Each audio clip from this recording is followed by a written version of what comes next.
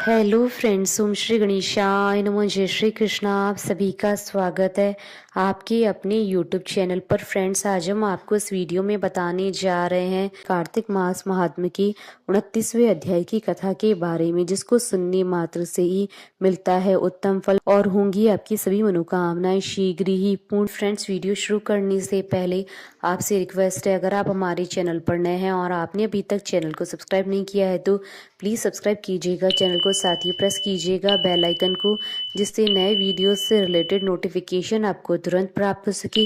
और वीडियो पसंद आने पर वीडियो को लाइक और शेयर जरूर कीजिएगा ताकि सभी भक्तों को इस वीडियो का लाभ प्राप्त हो सके। और कमेंट बॉक्स में जय श्री कृष्ण जरूर लिखिएगा। कार्तिक मास महात्मा सभी प्रकार के विघ्नों का नाश करने वाले तथा सारी सृष्टि का पालन करने वाले श्री गणेश जी तथा ज्ञान के दाता देवी श्री सरस्वती जी तथा सब पुराणों के कर्ता श्री व्यास जी तथा श्री गुरुदेव जी के चरण कमलों में नमस्कार करके भगवान की श्रद्धा और भक्ति रस में डूबे हुए कार्तिक मास महात्म्य की कथा कहती हूँ। कार्तिक मास महात्म्य 29वां अध्याय प्रारंभ। प्रभु कृपा से लिख रहा सुंदर शब्द सजाए। कार्तिक मास महात्म्य का 29वां अध्याय। राजा प्रथु ने कहा, हे मुनि श्रेष्ठ, आपने कलह द्वारा मुक्ति पाए जाने का वृतांत मुझसे कहा, जिसे मैंने ध्यान पूर्वक सुना। हे नारद जी, यह काम उन दो नदियों के प्रभाव से हुआ, कृपा यह मुझे बताने की कृपा कीजिए। नारद जी बोले, हे राजन, कृष्णा नदी साक्षात भगवान श्री कृष्ण महाराज का शरीर और वेणी नामक नदी भगवान शंकर का शरीर है। इन दोनों नदियों के संगम का महात्म श्री ब्रह्मा जी भी वर्णन करने में समर्थ नहीं है। फिर भी चूंकि आपने पूछा है, इसलिए आपको उनकी उत्पत्ति का वृतांत सुनाता हूँ, ध्यान पूर्वक सुनो। चाक्षसु मनवंतर के आरंभ में ब्रह्मा जी ने सह पर्वत के शिखर पर यज्ञ करने का निश्चय किया। वह भगवान विष्णु, भगवान शंकर तथा समस्त देवताओं सहित यज्ञ की सामग्री लेकर उस पर्वत के शिखर पर गए। महर्षि भृगु आदि ऋषियों ने ब्रह्म मुहूर्त में उन्हें दीक्षा देने का विचार किया। तत्पश्चात भगवान विष्णु ने ब्रह्मा जी की भार्या त्वरा को बुलाया। वह बड़ी धीमी गति से आ रही थी। इसी बीच में भृगु जी ने भगवान विष्णु से पूछा, हे प्रभु, आपने त्वरा को शीघ्रता से बुलाया था, वह क्यों नहीं आई? ब्रह्म मुहूर्त निकल जाएगा। इस पर भगवान विष्णु बोले, यदि त्वरा यथा समय यहाँ नहीं आती है तो आप गायत्री को ही स्त्री मानकर दीक्षा विधान कर दीजिएगा। क्या गायत्री पुण्य कर्म में ब्रह्मा जी की स्त्री नहीं हो सकती? नारद जी ने कहा, हे राजन, भगवान विष्णु की इस बात का समर्थन भगवान शंकर जी ने भी किया। यह बात सुनकर भृगु जी ने गायत्री जी को ही ब्रह्मा जी की दाईं ओर बिठाकर दीक्षा विधान आरंभ कर दिया।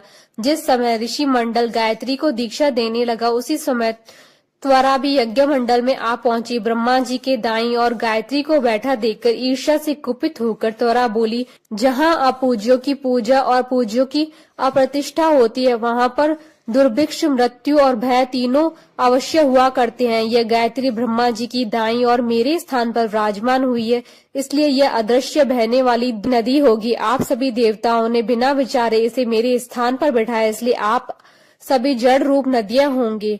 नारद जी राजा प्रथु से बोले, हे राजन, इस प्रकार त्वरा के शाप को सुनकर गायत्री क्रोध से आग बबूला होकर अपने होठ चबाने लगी। देवताओं के मना करने पर भी उसने उठकर त्वरा को शाप दे दिया। गायत्री बोली, त्वरा, जिस प्रकार ब्रह्मा जी तुम्हारे पति हैं, उसी प्रकार मेरे भी पति हैं। तुमने व्यर्थ ही शाप दिया है, इसलिए तुम भी नदी हो जाओ।